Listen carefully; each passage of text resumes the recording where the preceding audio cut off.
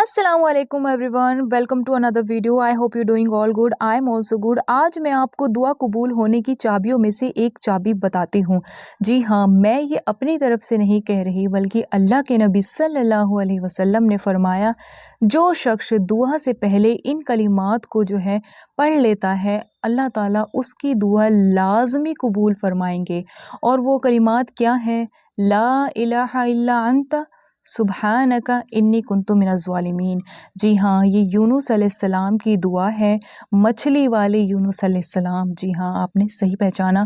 ترمذی میں حدیث موجود ہے کہ جو شخص بھی یونس علیہ السلام کی دعا کے ذریعے اللہ سے متوجہ ہوا، اللہ اسے محروم نہیں لوٹائے گا۔ اور قرآن میں بھی اللہ نے اس دعا کے ساتھ فرمایا، کذالک ننجی المؤمنین، اس طریقے سے ہم اہل ایمان کو بھی نجات دیں گے۔ یعنی یہ دعا صرف یونس علیہ السلام کی دعا ہی نہیں ہے، بلکہ پورے اہل ایمان کے لیے یہ نجات کا باعث ہے۔ اگر کوئی اسے پڑھتا ہے تو اس کے تمام بے شمار فائدے ہیں۔ اور اگر کوئی بندہ یا بندی مصیبت پریشانی میں اللہ کو ان الفاظ سے، ان کلمات سے پکارتا ہے، جیسے یونس علیہ السلام نے پکارا، آپ کو پتہ ہے کتنی ورسٹ سچویشن میں وہ پھنس گئے تھے۔ قرآن ہمیں بتاتا ہے کہ وہ 3 اندھیروں میں موجود تھے، ایک تو رات کا اندھیرا، اوپر سے سمندر کا اندھیرا، اور پھر مچھلی کے پیٹ کا اندھیرا۔ سبحان اللہ۔ اینڈ وی آل نوز کہ وہ مچھلی کے پیٹ میں اپنی مرضی سے تو نہیں گئے تھے، اللہ تعالیٰ شدید غضب اور غصے میں تھے ان کے اوپر۔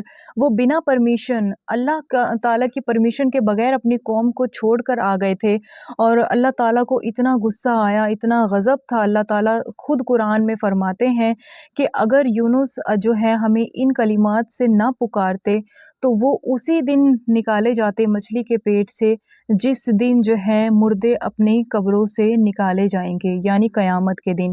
تو اللہ تعالیٰ کے اتنے غصے کو، اتنے غضب کو ٹھنڈا کر دیا اس دعا نے، ان کلمات نے۔ تو آپ سوچئے، ہم تو کبھی بھی ایسی سچویشن میں اللہ تعالیٰ نہ لائے کسی کو بھی۔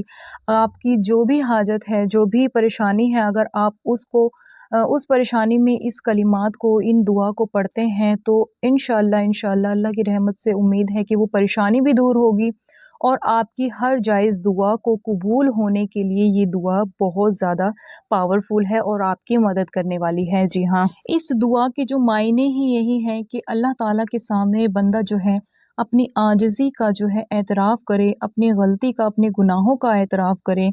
اور یہی یونس علیہ السلام نے کیا۔ وہ جانتے تھے کہ ان سے غلطی ہوئی ہے اور یہ اللہ کی طرف سے میرے اوپر آزمائش ہے۔ اسی طریقے سے ہم بھی بہت زیادہ گناہ کرتے ہیں، غلطیاں کرتے ہیں۔ بہرحال ہم انسان ہیں اور گناہوں کا پتلا ہے۔ ہر انسان سے غلطی ہوتی ہے۔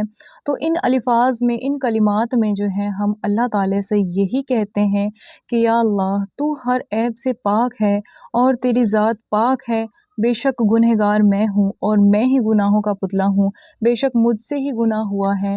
تو آپ دیکھیے کتنے خوبصورت الفاظ ہیں، اور میں تو یہ سمجھتی ہوں کہ ان الفاظ سے بہتر، ان کلمات سے بہتر اور کیا الفاظ ہو سکتے ہیں۔ اللہ تعالیٰ نے خود ہی یہ ہمیں ایز اے گفٹ دے دیے ہیں قرآن کے ذریعے، یونس علیہ السلام کے ذریعے۔ تو ہمیں چاہیے کہ ہم کثرت سے انہیں پڑھیں۔ اور بیماری کی حالت میں تو یہ آتا ہے حدیث میں کہ جو شخص بیماری کی حالت میں ان کلمات کو 40 مرتبہ پڑھ لیتا ہے، اگر وہ شفا یاب ہو جاتا ہے تو اس کو وہ دوبارہ بیماری کبھی نہیں ہوگی۔ جی ہاں، زندگی بھر اس کو وہ بیماری کبھی نہیں ہوگی، اور اس کو اس کے پچھلے سارے گناہ معاف کر دیے جائیں گے۔ اور اگر وہ اس بیماری میں فوت ہو جاتا ہے، اس دنیا سے رخصت ہو جاتا ہے، تو اس کو شہید کا درجہ ملتا ہے۔ اور آپ کو پتہ ہے شہید کا کیا مقام ہے اللہ تعالیٰ کے یہاں پر۔ اور ویسے بھی اگر کوئی بیمار نہ بھی ہو تو پھر بھی ہم انسان گناہوں کا اور غلطیوں کا، خطاؤں کا پتلا ہے، تو ہمیں پڑھتے رہنا چاہیے ہر نماز کے بعد۔ اگر ہر نماز کے بعد بھی نہیں پڑھ سکتے تو صبح اور شام اس کو 7 مرتبہ آپ پڑھنے کا اہتمام بنا لیں۔ انشاءاللہ آپ کو بہت فائدہ ہوگا۔ جیسا کہ حدیث میں آتا ہے، آپ صلی اللہ علیہ وسلم نے فرمایا کہ جو شخص ان کلمات کو اپنی دعا مانگنے سے پہلے پڑھ لیتا ہے، اس کی دعا لازمی قبول ہوگی۔ سبحان اللہ۔ کیا آپ نے میرے ساتھ پڑھی؟ نہیں پڑھی تو آپ بھی میرے ساتھ پڑھیے تاکہ آپ کو بھی یاد ہو جائے۔ لا الہ الا انت سبحانک انی کنت من الظالمین۔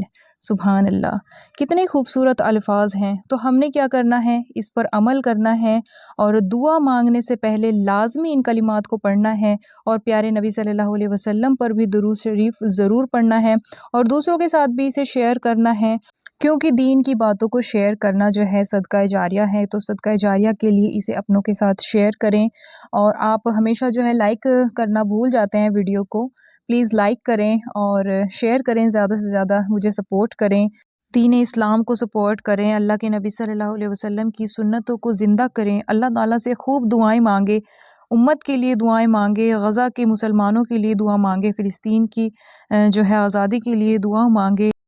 اور جیسا کہ ہم سب کو پتہ ہے رمضان آنے والا ہے، تو ابھی سے اپنی عبادات کو بڑھا دیں، انشاءاللہ better days are coming soan.